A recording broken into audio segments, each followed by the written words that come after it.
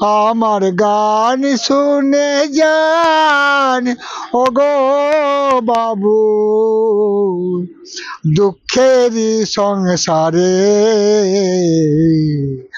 আমি এখন শুকনো পাতা, কখন যাব ঝরে। সেন্ট্রাল গভর্নমেন্ট বা এই ভারত সরকার আমাকে যে নিয়ে আজকে এই পদ্মশ্রী উপাধি দিয়েছে এবং পুরস্কার পাবো, আমি খুব খুশি।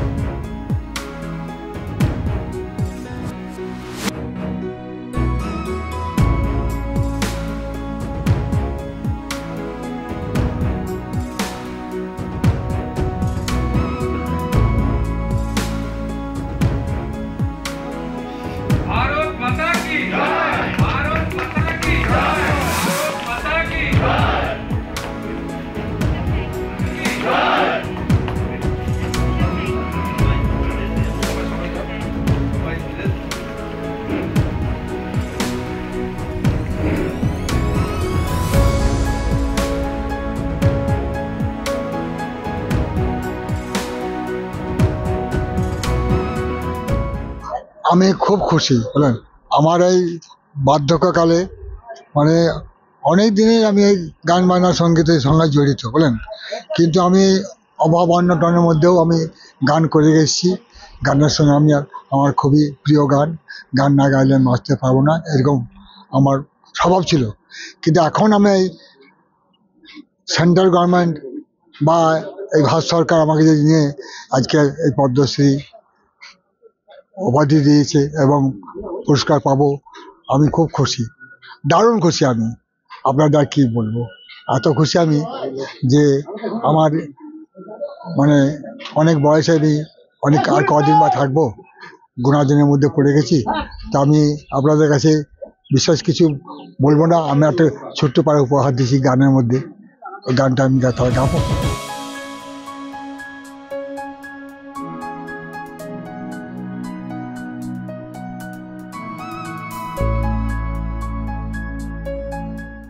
আমি কখন যাব পড়ে, চোদ গেল বৈশাখী এলো, কাল বৈশাখীর ঝড় উঠিল, আমার বড় ভাবনা হলো বাবু, আমার বড় ভাবনা হলো, এই ভাব কাতরে আমি এখন শুকনো পাতা, কখন যাব ঝরে, আমি কখন যাব পড়ে।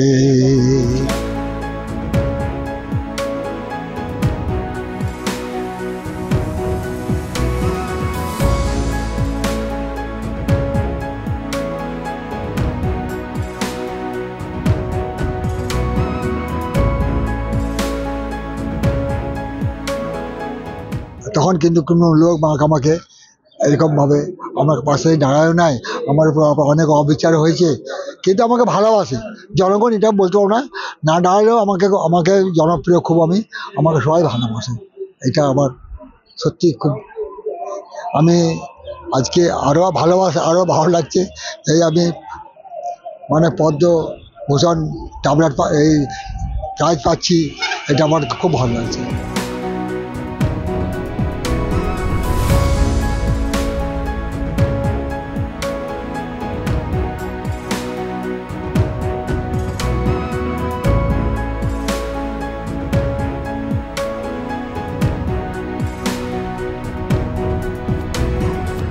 এই বড় লোকের বিটির গানটা আমি 72 সালে করেছিলাম, 72 সালে আমি এই গানটা লিখেছিলাম।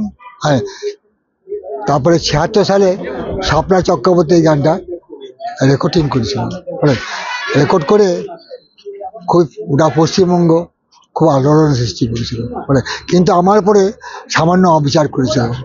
গানটার যে আমি গীতিকার, আমি সুরকার, এটা উনি আমার নাম উল্লেখ করে না। জানি না ওর ওর ওর মতলবটা কী, কিন্তু এই গানটার মধ্যে অনেক অনেক কিছু অনেকে অনেকে আমার প্রশ্ন করেছে, যেরকম তোমার গানটা সবটা রেকর্ডিং করলো, তুমি কিছু বললে না। বলে আমি কী বলি বাবুদের ব্যাপার এটা, আমাকে তো ঘরে 2-3 বার খুঁজতে এসেছিলো, রেকর্ড করার পরে এসে রেকর্ডিং করার পরে সেই তখন থালা রেকর্ড করার পরে আমাকে ঘরে খুঁজতে এসেছিলো, মানে গান জানতে এসেছিলো যে গানটা কার কেমন এরকম। আমি বাড়িতে তখন কর্ম ব্যস্ত, বিড়ি বাঁধতাম তো তখন, বিড়ি না বাঁধলে খেতে পাবো না। তো সেই সময়ে উনি ওই 1 মাস অপেক্ষা করে টাইম নিয়ে এসেছিলো কোম্পানির কাছে, অশোক কোম্পানির কাছে নিয়ে আমার আমার যাওয়ার গাফলতির জন্যে ওইটাকে ট্র্যাডিশনাল করে দিয়েছে, প্রচলিত করে দিয়েছে।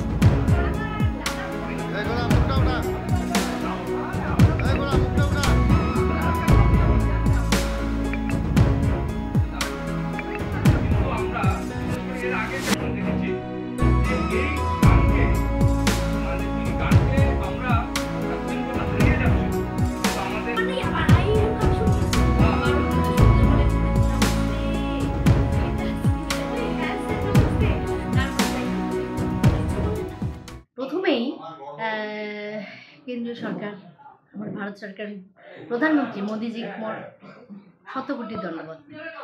এই সংবাদটা একটু একটু বিকেল থেকে বা সন্ধ্যা থেকে 2-1 ফোন করে ধরছে, মুই বুঝি পাক নাই যে এটা আদৌ কী সংবাদ। এরম করে করে যাই হোক রাত্রি হয়ে গেল। খাওয়া দাওয়ার পরে 11:30টার সময় প্রথম বাসুদা ফোন করলে যে কি দিদি এরকম একটা খবর আছে, মানে অভিনন্দন জানালি। তো মুই তখনও কিন্তু বুঝি পাক নাই এবং জানুম না। তারপরে বলছে এরকম দেখো টিভিতে দেখে দিচ্ছে, আর এটা একদম জেনুইন খবর, এরকম গুগলে সার্চ করলে পাওয়া যাবে, দেখো। তারপরে তো মোর বর দেখে